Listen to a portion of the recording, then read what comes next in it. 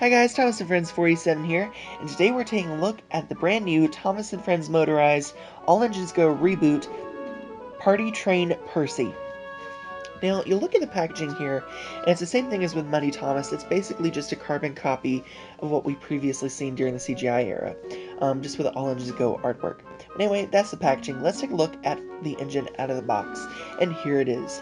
Now, with Percy, you'll see that he has some great detail underneath, and then he has the balloon and musical detail on top.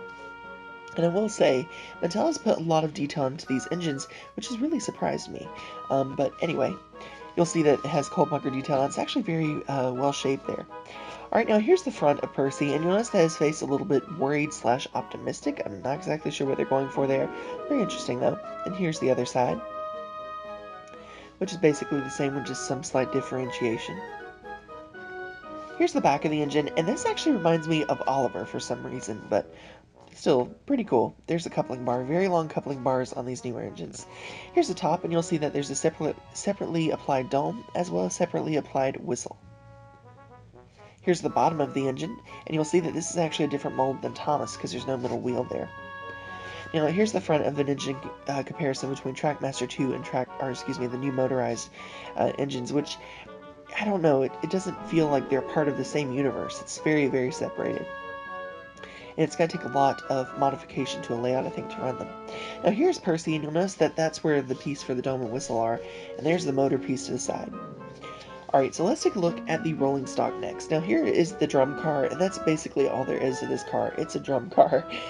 There isn't really anything special about this, other than the fact that it actually does move as you roll it along. And it makes a little tapping noise. It doesn't really make a drum sound, but I think it's cool for kids to use their imagination, and it actually looks pretty cool.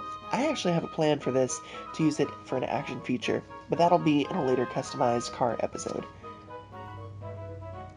Alright, and finally, here is this mail car slash coach. Yes, this is the Transformer coach, and I don't really like it too much, to be honest. You'll see it has a mail logo there, but it's a little bit fuzzy. For the sticker on the inside, you'll see that there's the cows in the boxes, and if you've watched All Engines Go, the cows are a big comedic element in the show. But if you flip it around, you can turn it into a passenger coach, and there's passengers there listening to music and playing music. You can see the windows through there. Pretty cool, actually. Here's the front of the car, which it looks like it has a chunk missing because you flipped it to the other side there.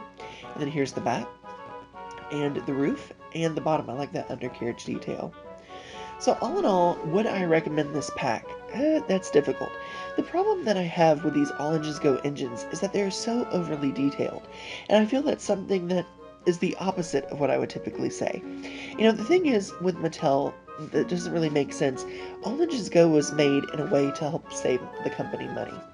Or at least that's how it feels. So if I was in charge of brand marketing for this, there is no way that I would have approved a separately applied whistle, a separately applied dome, great printing like this, let alone new wheel and chassis molds, because I feel that those things aren't needed because, you're already trying to lower the age range for the show, so why would you try putting these extra details on something that doesn't really need these extra details?